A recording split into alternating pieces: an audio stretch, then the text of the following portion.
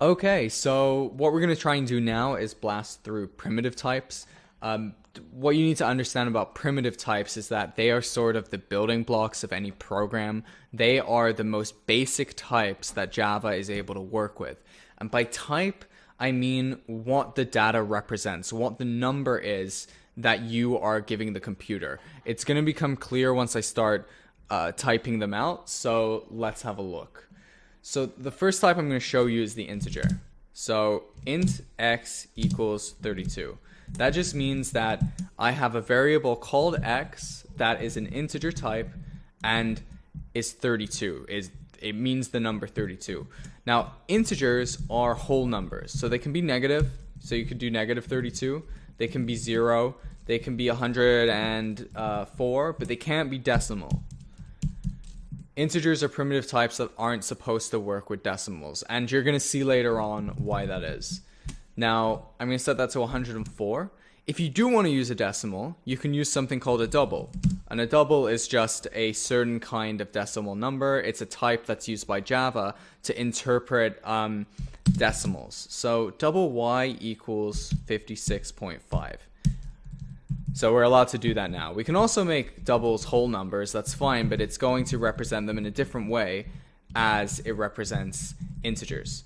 We'll get into that much later. For now, just realize that if you want to use decimals or you want to do any math with decimals, you're going to have to use doubles. The other primitive types I want to give you are the Boolean. And the Boolean is a true or false value. So let me just call this Boolean z equals true, like so.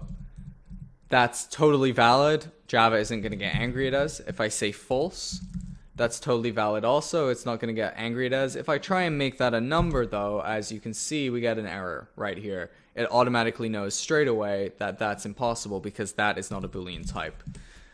The last primitive type I want to give you is the char, and the char is a character. So let's say char c equals. Now, here's the important part. You have to use single quotation marks for a character, and then you can put in any letter you want. So let's say T. Char C equals T.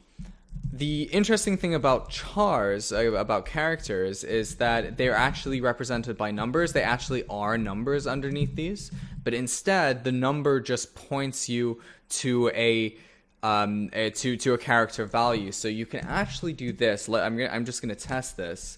You can say character C equals 76, but Java knows that this is a character. So it's going to look for the character represented by the number 76 in ASCII or Unicode. I'm sure you've learned about that in class.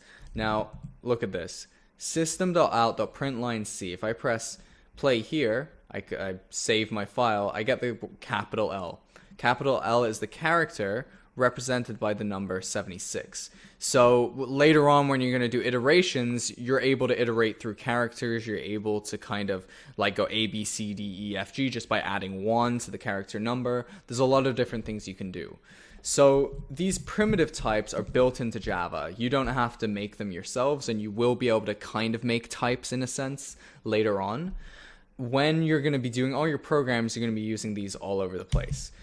That's all for now, guys. If you want to see more tutorials or more student-made content, make sure to check out the TVM YouTube channel. I'll see you next time.